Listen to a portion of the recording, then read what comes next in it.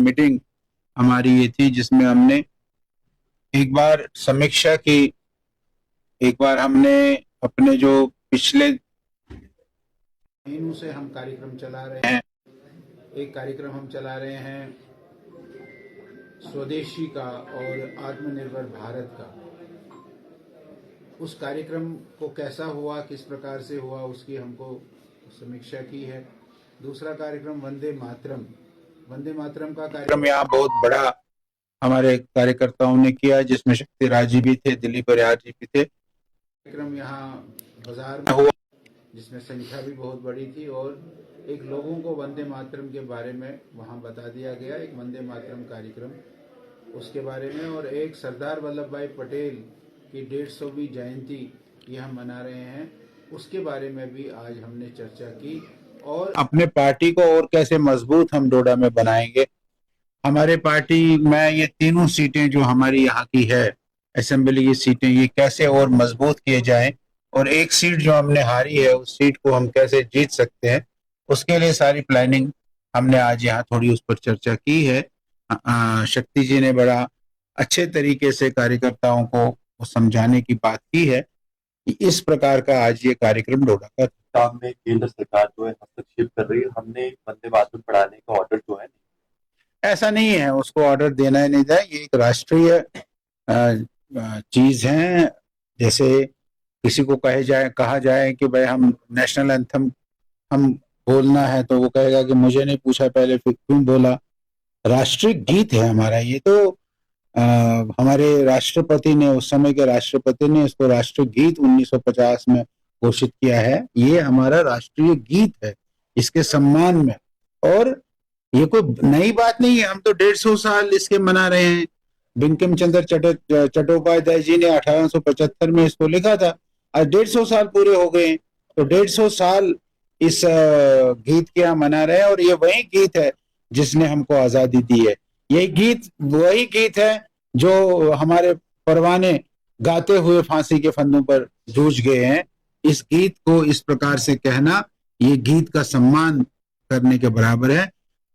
राष्ट्रीय गीत वंदे मातरम ये देश की आन बान और शान है। इसको किसी की को इसको इस प्रकार से कहे, ये अच्छा नहीं। देखिए, डिप्टी सीएम ने हाल ही में एक बयान दिया है जिसमें कहा कि दिल्ली से जो दिल्ली में ब्लास्ट हुआ था उनके घर तोड़े गए जो के साथ जुड़े हुए थे। क्या आपको लगता है कि जो अंतवाद के साथ है उनके परिवार, ऐसा है कि जब तक आप सख्ती नहीं करेंगे, हमने जम्मू कश्मीर ने पिछले 30 सालों में ये आतंकवाद देखा। और ये आतंकवाद इन नेताओं के कारण था, ये आतंकवाद सरकार के कारण था। और ये आतंकवाद को हमको उसी प्रकार से कुचलना पड़ेगा। इसमें कोई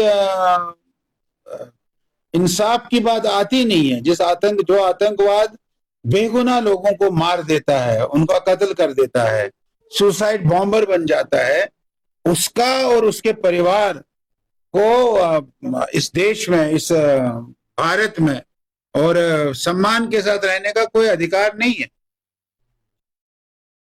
सर, अभी जो बिहार में आपकी जीत भी हुई है उसके बाद पूरे देश में काफी ज्यादा चर्चा भाजपा की है। क्या आने वाले समय में जो आगे इलेक्शन बंगाल या अलग जगह पे होने वाला, हमने कहा है कि बिहार तो हमने जीता है, भाजपा बंगाल की बारी है।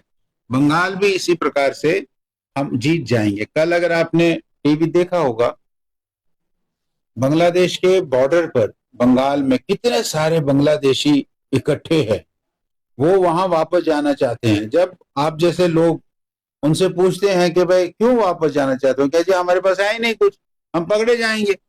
जब एसआईआर होगा हमारा कोई अता पता नहीं मिलेगा। आए कैसे थे? कोई कहता बाप के साथ आया था, यहाँ बैठा हूं, कोई कहता मुझे उसने यहाँ बिठाया है। ऐसे लोग घुसपैठियां ये बाहर ही जाएंगे। और इसके बारे में ये हल्ला करना, ये बताना, ये ठीक नहीं है। और बिहार की जो जीत है वो कांग्रेस के लिए, बिहार की जीत लालू यादव जी के लिए ये एक बहुत बड़ा उनको तमाशा है, तमाचा है। और ये जीत भारतीय जनता पार्टी की हुई है और भारतीय जनता पार्टी की विजय हुई है। और ये जीत जो है ये एक तरफा जीत है। लोगों ने भारतीय जनता पार्टी के पक्ष में ही वोट डाले हैं। 203 सीटें जीतने 243 में से, ये बहुत बड़ी बात। तो जम्मू में भी रोहिंग्या जो है बड़ी तादाद में, आपने कहा कि बंगाल से बांग्लादेशियों को निकाला जा रहा है, जम्मू में ऐसी कार्रवाई निकाला नहीं जा रहा, वो खुद ही जा रहे हैं जब उनका कोई आता पता नहीं है। रोहिंग्या एक अलग विषय है। हमारी सरकार कहती है कि भाई इनको अंतर्राष्ट्रीय उस तहत ये यहाँ है, लेकिन हम तो यही कहते हैं कि भाई ये जो रोहिंग्या या बांग्लादेशी जो जम्मू में है, उनको भी बाहर का रास्ता दिखाना चाहिए। अब कुछ व्यवस्थाएं, कुछ इंतजाम सरकार कर रही है। हम सरकार को यही कहेंगे कि जितनी जल्दी इन लोगों को आप निकाल दोगे जम्मू से, उतना भला होगा जम्मू का, जम्मू के हिंदू का भी, जम्मू के मुसलमान का भी भला होगा। क्योंकि ये लोग बिल्कुल एकदम जो आज वहां क्राइम बढ़ा है, उस क्राइम के पीछे इनका हाथ है। इनको वहां से निकालना ये उसके लिए भी जरूरी है। वहां जो आज ड्रग्स बिक रहे हैं, उसमें भी इनका हाथ है। जम्मू को खत्म करने में, जम्मू को बर्बाद करने में रोहिंग्याज और बांग्लादेशियों का हाथ है। इसको जम्मू से बाहर करना, ये ही हमारी सरकार के लिए अच्छा रहेगा और सरकार इसमें काम कर रही है। हम यही चाहेंगे कि बिल्कुल जल्द से जल्द इन घुसपैठियों को जम्मू से बाहर